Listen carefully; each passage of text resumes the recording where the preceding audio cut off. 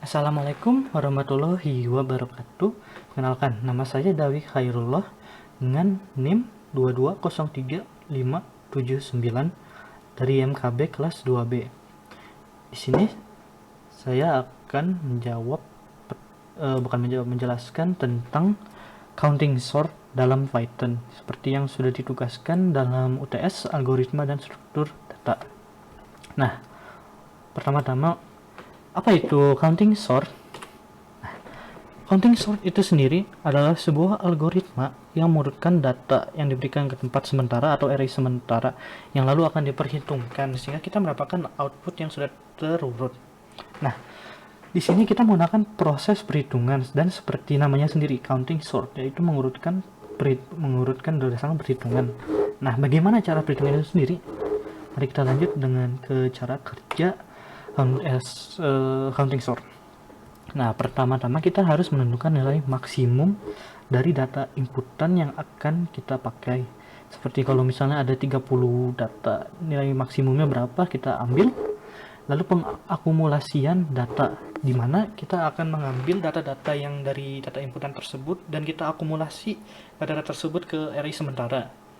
Nah, setelah itu di array sementara itu kita akan melakukan perhitungan data, di mana di sini berguna untuk mengolah data tersebut dalam melalui perhitungan sehingga kita dapat mendapatkan data yang sudah terurut seperti ini.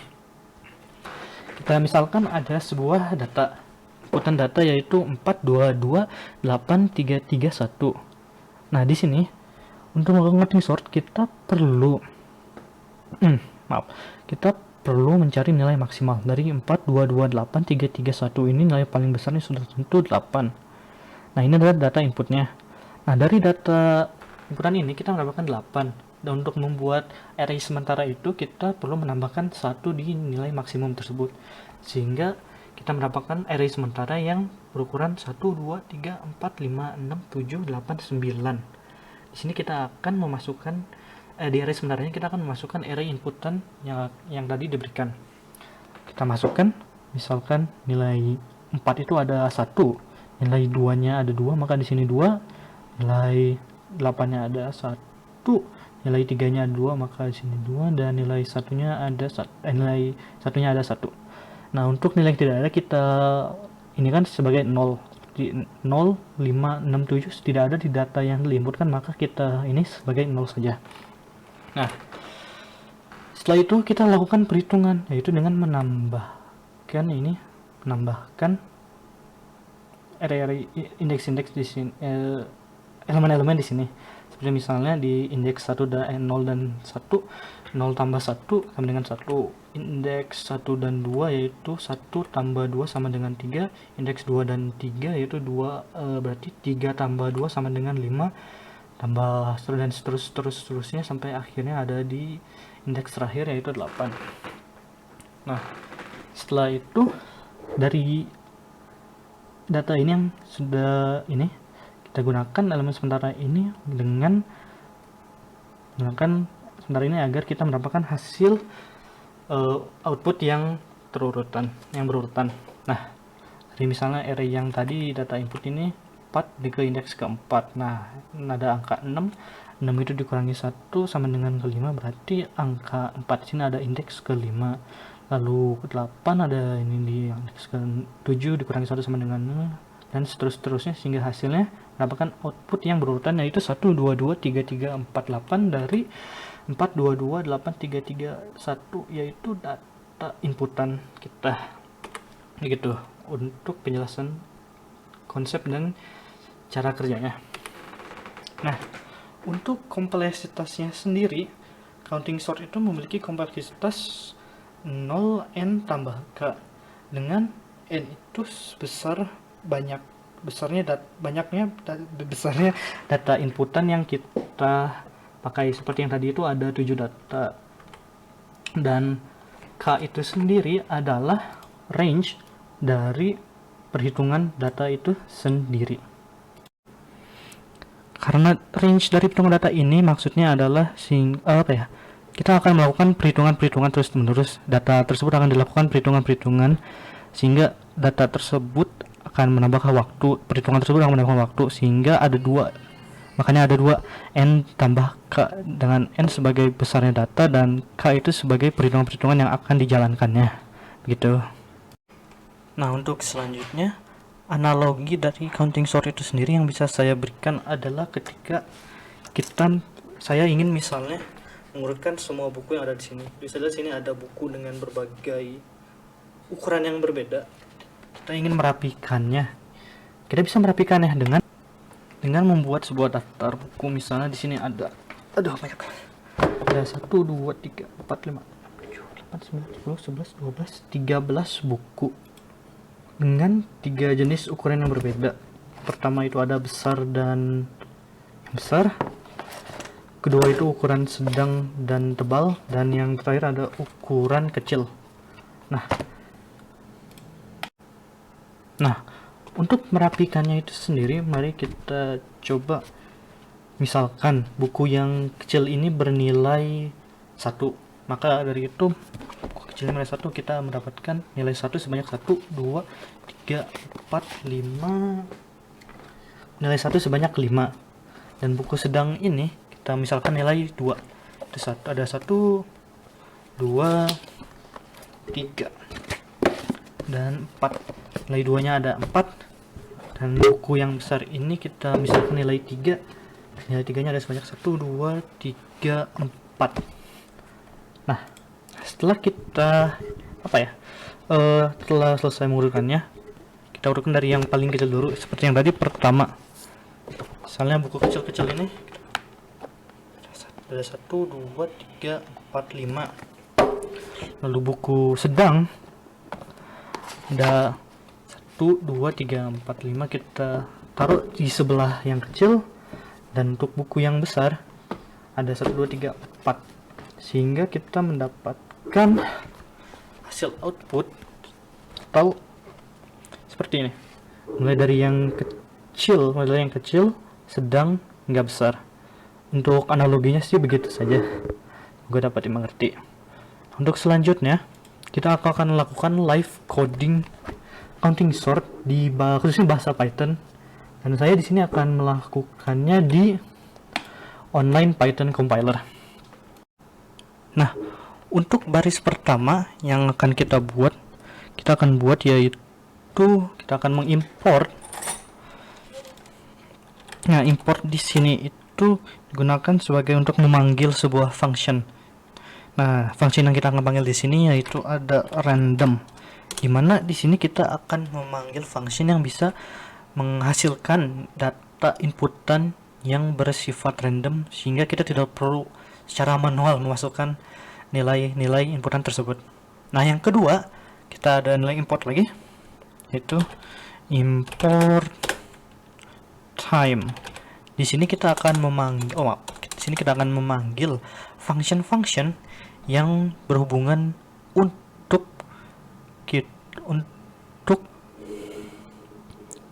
kita melakukan coding, sehingga kita dapat tahu berapa banyak waktu rundown yang telah terjadi pada codingan kita. Nah, kita lanjut. Sini saya akan def counting sort Python. Dan array. Nah, def di sini digunakan sebagai define, di mana kita akan def di sini kita akan gunakan untuk define, yaitu membuat sebuah array seperti di sini, array dengan nama counting sort Python. Nah, lalu kita lanjut dengan size sama dengan len array. Oke, sip. Nah, size sama dengan len array ini berguna untuk membuat sebuah variabel.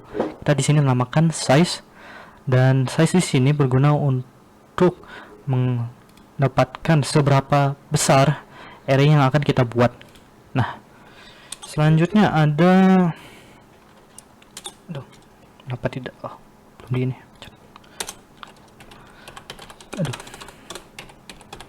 count sama dengan 0 asterisk 1000. Oke. Nah, kita di sini membuat sebuah array baru bernama count dengan ukuran besarnya yaitu 1000 yang akan menginisialisasi semua elemen yang ada di situnya ke 0. Dan di sini juga akan berguna untuk menghitung frekuensi setiap elemen itu ke input array-nya. Lalu kita masukkan data.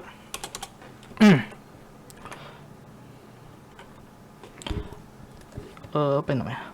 Ini for i in range 0 size.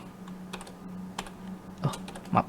Nah, di sini for di sini berguna untuk melakukan sebuah loop terus menerus mulai dari angka 0 yang sebesar dari variabel size yang array size gitu. Lalu kita buat lagi code blocknya. Apa ya? Count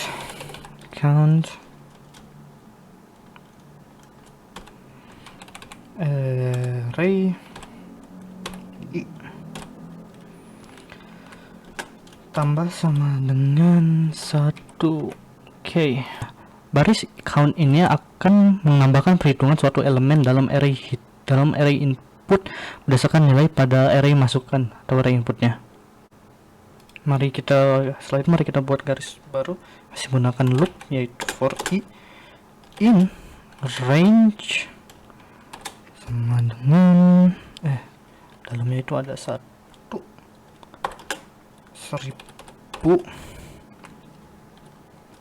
Lalu kita buat sebuah count i sama dengan plus sama dengan count i plus 1. Oke. Nah, kedua blok ini digunakan untuk menghitung hasil dari kumulatif yang kita masukkan dari input dari array count. Nah, for di sini sama yaitu loop, menggunakan loop mulai dari indeks 1 sebanyak 1000 kali dan count i di sini berguna untuk menambahkan hitungan dari hitungan elemen sebelumnya sehingga kita bisa menciptakan yang tadi itu hitungan kumulatif pada setiap elemennya. Oke, selanjutnya mari kita buat garis baru yaitu i sama dengan size minus 1. Oke. While i lebih besar sama dengan 0. Array output count array i minus 1 sama dengan array i count array i1 minus sama dengan 1 dan i minus sama dengan 1.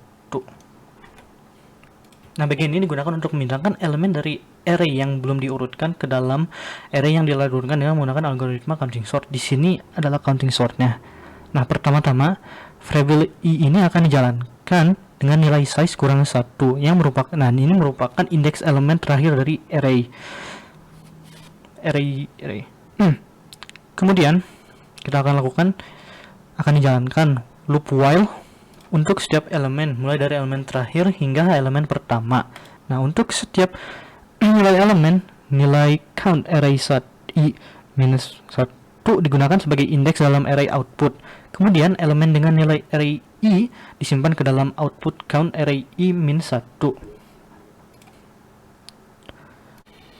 Oke, kita lanjutkan lagi ke garis baru yaitu dengan membuat loop for i in range 0 size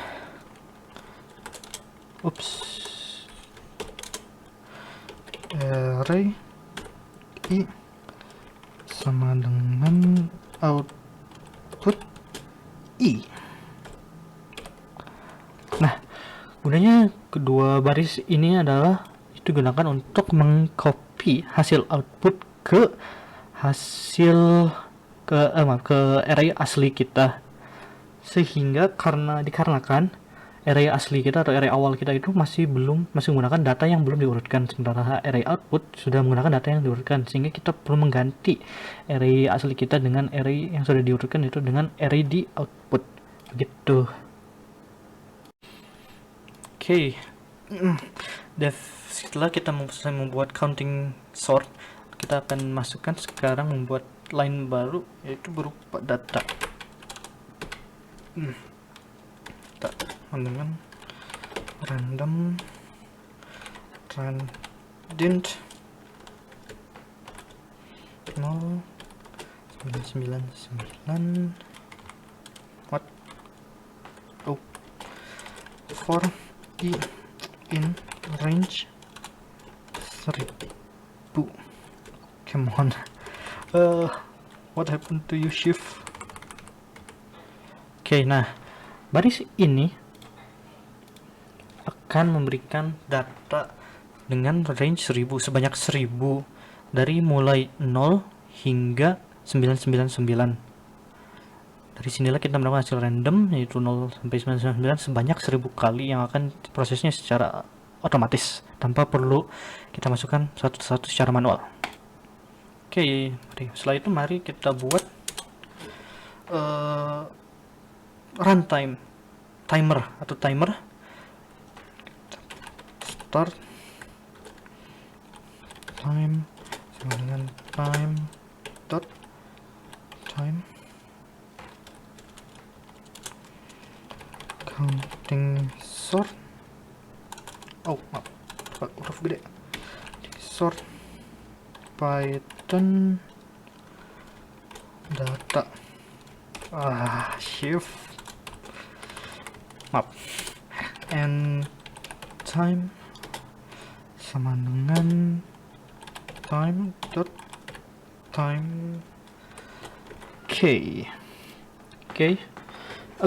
Di sini ada start time sama dengan time di mana kita akan menjalankan fungsi runtime atau timer sebelum counting sort D-nya. Setelah ini kita masukkan counting sort data.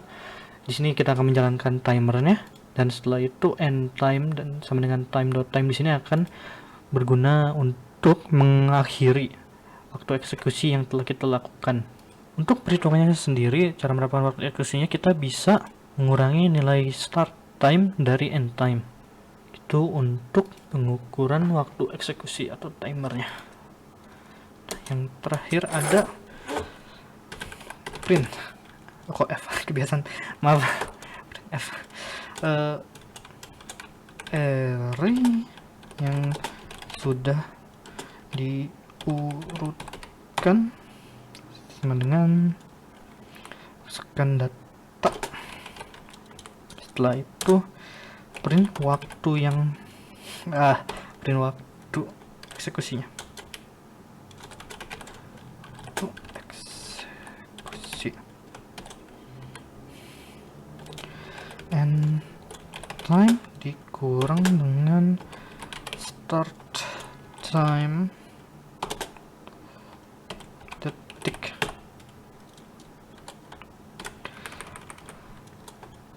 Berapa detik? Oke. Maaf. Sudah. Nah, print di sini seperti biasa, print digunakan untuk print atau menunjukkan hasil output dari counting sort, dan print waktu eksekusi digunakan untuk menunjukkan waktu yang telah dieksekusinya. Setelah itu mari kita run.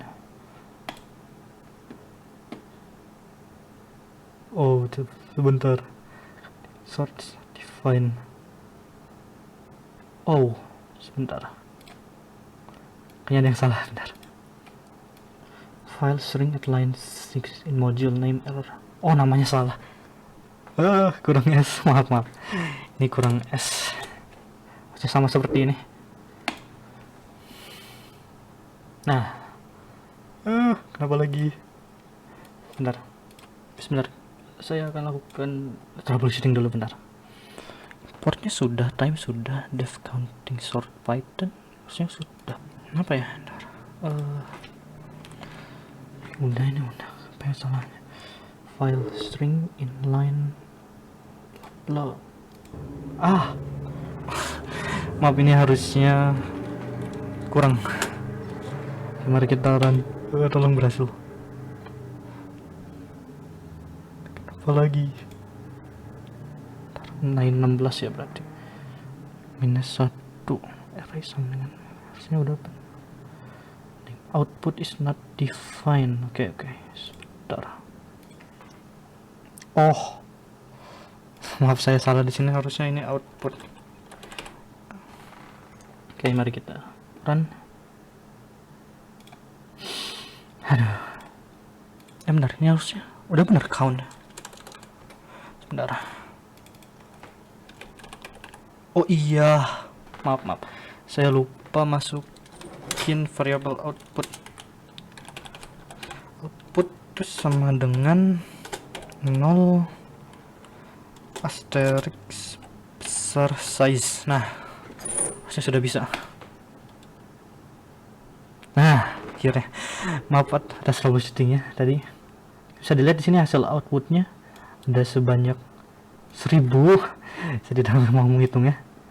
Dan sudah diurutkan mulai dari 2, 2, 3, 6 sampai akhirnya 99.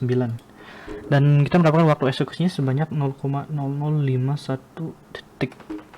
Oke. Bagaimana kalau misalnya kita tambah lagi datanya jadi 10.000. Di 10.000 dan sebanyak 99. Dan run. Oke, waktunya masih cepat. Nah, seperti yang saya katakan tadi, kompleksitasnya itu sesuai dengan sebanyak data dan perhitungannya. Semakin banyak data, maka semakin lama juga waktu ininya. Dibandingkan dengan yang tadi, di sini kita mendapatkan sini kita mendapatkan waktu eksekusi sebanyak 0,744 lebih lama dibandingkan waktu yang tadi, dan akan lebih lama lagi jika kita masukkan 100.000. Kita masukkan 9. Run. Oke, lama juga. Oke. Urutkannya banyak. Sepertinya saking banyak itu bisa terlihat, jadi masih sama tetap bahwa semakin banyak data maka waktu eksekusinya maka semakin banyak juga, sesuai dengan kompleksitas yang tadi saya jelaskan. Oke. Itu untuk live codingnya. Mari kita lanjutkan ke ini berikutnya. Oke, untuk selanjutnya kita akan mencoba membandingkan antara counting sort dengan sort yang lain. Dan di sini saya menggunakan insertion sort. Nah, untuk insertion sort sendiri, insertion sort itu sendiri adalah sort yang mengurutkan dengan cara membandingkan setiap elemen dari data itu, data yang diinputkan satu persatu sehingga waktunya akan semakin lama, dan ini memberikan hasil yang pasti jelas tapi dengan waktu yang tidak terlalu menggunakan waktu yang tidak terlalu efektif. Makanya kompleksitasnya itu untuk insertion sort itu O n pangkat 2, di mana n itu adalah data. Maka semakin banyak data dikuadratkan, semakin lama juga waktu hasil eksekusinya. Nah, oleh karena itu saya di sini berhipotesis bahwa counting sort di sini akan lebih cepat dibandingkan insertion sort di sini. Untuk itu mari kita buktikan dengan melakukan tes. Nah, yang pertama mari kita gunakan counting sort sendiri, itu saya sendiri. Ini dia. Tadi dengan datanya sebanyak 1000 mulai dari 0 sampai 999. Oke, mari kita tes.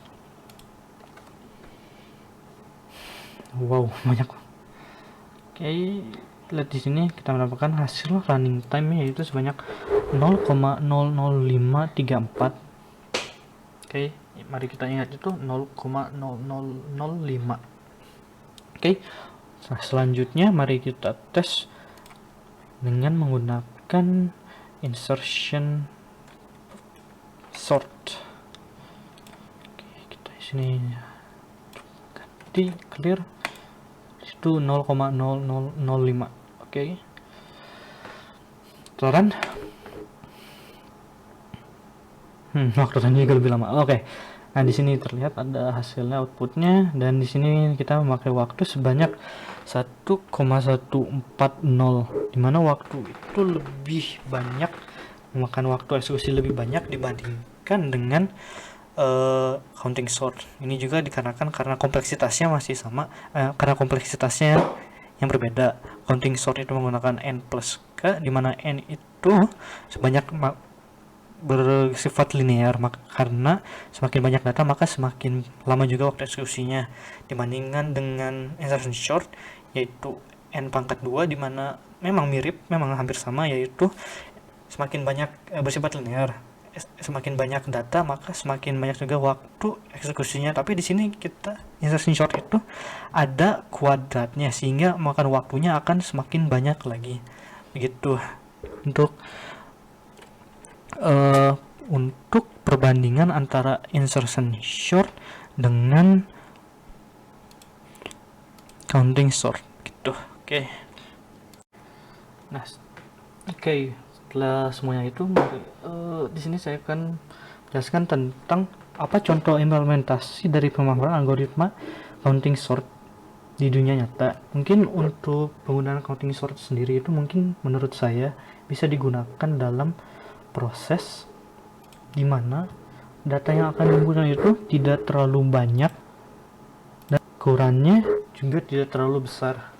Seperti mungkin misalnya penginputan nilai-nilai siswa. Misalnya di suatu kelas ada 30 orang, atau mungkin jangan satu kelas, satu angkatan ada yang 1000, mungkin 350 orang dengan rentang atau range nilai itu dari 0 sampai 100. Nah, dalam kasus ini, algoritma sort ini bisa digunakan untuk mengurutkan nilai siswa dari yang terendah hingga yang terbesar. Dalam kasus ini dari 0 sampai 100 untuk mengurutkan siswa-siswa yang mendapatkan nilai paling kecil hingga paling besar. Gitu untuk salah satu kasusnya. Mungkin juga bisa digunakan untuk pemilihan suara dalam pemilu.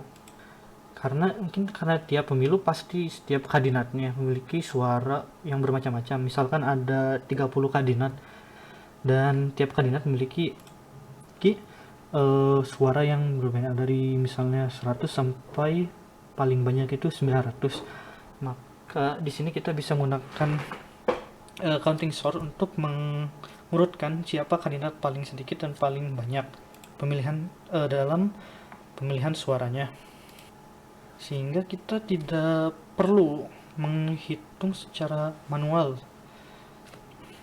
Dengan counting sort ini proses ini menjadi lebih cepat dan efisien. Mungkin begitu untuk perbandingannya. Ya, mungkin itu saja yang bisa saya jelaskan mengenai counting sort. Apa itu counting sort, konsepnya bagaimana, cara kerjanya bagaimana, kompleksitasnya bagaimana, pengkodeannya dalam bahasa Python itu bagaimana, terus bagaimana jika dibandingkan dengan insertion sort, apa yang membedakannya, kompleksitasnya kalau dibandingkan dengan insertion sort itu bagaimana, apakah lebih cepat atau lebih lambat begitu. Dan untuk implementasinya begitu saya jelaskan tadi, dan sudah saya tutup. Terima kasih atas perhatiannya. Saya mohon maaf apabila ada yang kurang karena saya baru belajar Python dan baru belajar counting sort. Jadi mohon maaf bila ada kesalahan dari konsep, eh, penjelasannya mungkin ada yang kurang, mohon maaf. Sekian, terima kasih. Saya Doi Khalilullah. Wassalamualaikum warahmatullahi wabarakatuh.